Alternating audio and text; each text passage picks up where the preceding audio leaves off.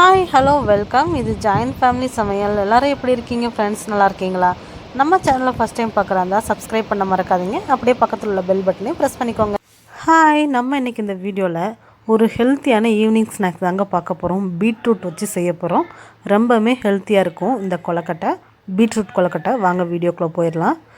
நான் அதுக்கு 2 பீட்ரூட் எடுத்திருக்கேன். இந்த பீட்ரூட்டை நல்லா தோல் சீவிட்டு இந்த மாதிரி நல்லா தோல் சீவிக்கோங்க. தோல் சீவிட்டு நல்லா கழுவிட்டு சின்ன சின்ன பீஸுகளாக கட் பண்ணி வச்சுக்கலாம். இந்த மாதிரி சின்ன சின்ன பீஸுகளாக கட் பண்ணி எடுத்துக்கலாம். கட் பண்ண பீட்ரூட்டை நான் ஒரு குக்கரில் சேர்த்துருக்கேன். இந்த குக்கரில் 1 டம்ளர் பால், நான் சின்ன டம்ளரில் தான் எடுத்திருக்கேன். 1 டம்ளர் பால், அதே டம்ளரில் 1 டம்ளர் அளவுக்கு தண்ணி. நான் பால் ஊற்றின அதே டம்ளரில் ஊற்றினால தண்ணி கொஞ்சம் இந்த கலரில் இருக்குது. 1 டம்ளர் பால், 1 டம்ளர் தண்ணி சேர்த்து மூடி போட்டு குக்கரை மூடி வச்சுருங்க. ஒரு 3 விசில் வரட்டும். எனக்கு ஆல்ரெடி ஒரு விசில் வந்துருச்சு. 3 விசில் விட்டோடனே குக்கரை ஆஃப் பண்ணி எடுத்து வச்சிடலாம். இப்போ விசில்லாம் அடங்கிடுச்சு. இப்போ நம்ம குக்கரை ஓப்பன் பண்ணி பார்த்துடலாம் காய் வெந்திருக்கா இல்லையான்னு. நீங்கள் கையில் இந்த மாதிரி நசுக்கி பார்த்திங்கன்னா உங்களுக்கு தெரியும். பாருங்கள், காய் நல்லா வெந்து வந்திருக்கு. இதை நம்ம இப்போ மிக்ஸி ஜாரில் சேர்த்துக்கலாம்.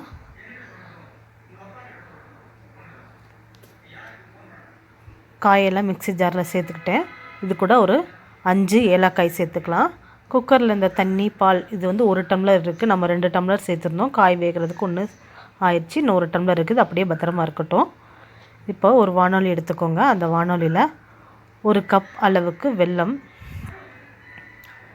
இந்த வெல்லத்தை 2 கப் தண்ணி ஊற்றி நம்ம கரைச்சி எடுத்துக்கலாம். எந்த கப்பில் வெல்லம் எடுத்திங்களோ 1 கப்பு, அதே கப்பில் 2 கப் தண்ணி சேர்த்துக்கோங்க. நல்லா பாகுலாம் வரணுங்கிற அவசியம் இல்லை. உங்களுக்கு வெல்லம் கரைஞ்சாலே போதும். இது 2வது கப் தண்ணி சேர்த்துருக்கேன். சேர்த்து நல்லா வெல்லம்லாம் நல்லா கரைஞ்சி வரட்டும். இந்த அளவுக்கு கரைஞ்சி வந்ததும் நம்ம இப்போ இதை வடிகட்டி எடுத்துக்கலாம். இந்த மாதிரி இதை வடிகட்டி எடுத்து தனியாக வச்சுருங்க. இப்போ அதே வானொலியை நல்லா கழுவிட்டு இதில் 2 கப் அளவுக்கு அரிசி மாவு சேர்த்துக்கலாம். 1 கப் சேர்த்துருக்கேன். இப்போ இன்னொரு கப் அரிசி மாவு, 2 கப் அரிசி மாவு சேர்த்த அப்புறம் இதில் இன்னொரு கப் கோதுமை மாவு சேர்த்துக்கலாம். 2 கப் அரிசி மாவுக்கு 1 கப் கோதுமை மாவு. இதில் நீங்கள் வெறும் அரிசி மாவுலேயே செய்யணுனாலும் செய்யலாம். இது கொஞ்சம் டேஸ்ட் கொஞ்சம் டிஃப்ரெண்ட்டாக இருக்கும் உங்களுக்கு, அதனால் கோதுமை மாவு சேர்த்துருக்கேன்.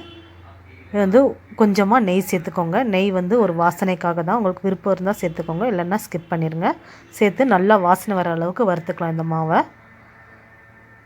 நான் இப்போ பீட்ரூட் நல்லா அரைச்சி எடுத்துட்டேன். இதுக்கு தண்ணி சேர்க்கணுங்கிற அவசியம் இல்லை. அப்படியே அரைச்சாலே நல்லா இந்த மாதிரி அரைஞ்சி வந்துடும். இப்போ மாவு நல்லா வாசனை அளவுக்கு வறுத்த பிறகு இந்த பீட்ரூட் அரைச்சதை இது கூட சேர்த்து நம்ம நல்லா மிக்ஸ் பண்ணிக்கலாம். நல்லா வாசனை வர வர வறுத்தா தான் உங்களுக்கு கொலக்கட்டை ரொம்ப சாஃப்டாக இருக்கும். இல்லை நீங்கள் ரெடிமேட் கொலக்கட்டை மாவு கூட சேர்த்துக்கலாம், ஒன்றும் பிரச்சனை இல்லை. இது நான் பச்சரிசியில் வீட்டிலே அரைச்ச மாவு தான் சேர்த்தேன். இப்போ இது வெல்லம் கரைச்சி வச்சுருந்தேன், அந்த தண்ணி இது கூட சேர்த்துக்கலாம். பீட்ரூட்டை மிக்ஸ் பண்ணிவிட்டு அதுக்கப்புறம் வெல்லம் கரைச்ச தண்ணியை மிக்ஸ் பண்ணிக்கோங்க. இப்போ ஸ்டவ் ஆன் பண்ணிக்கோங்க. இது பீட்ரூட் வேக வச்ச தண்ணி, அந்த 1 டம்ளர் எடுத்து வச்சோம் இல்லையா, அதையும் இது கூட சேர்த்துக்கலாம். சேர்த்து எல்லாத்தையும் நல்லா மிக்ஸ் பண்ணி விட்டுருங்க. இந்த அளவுக்கு ஸ்டவ் சிம்மில் வச்சுக்கிட்டு செய்யுங்க. இதெல்லாம் இந்த மாதிரி கையில் உருண்டை பிடிக்கிற அளவுக்கு இருக்கணும். இது கையில் ஒட்டாமல் இந்த மாதிரி உருண்டை பிடிக்கிற அளவுக்கு வந்தோடனே ஸ்டவ் ஆஃப் பண்ணி வச்சுருங்க. இது நல்லா ஆறட்டும். இது நல்லா இப்போ ஆறி வந்திருக்கு. கொஞ்சம் நேரம் கழித்து ஒரு இட்லி பாத்திரத்தில் தண்ணி ஊற்றி இந்த மாதிரி அடியில் இருக்க தட்டு வச்சுக்கோங்க.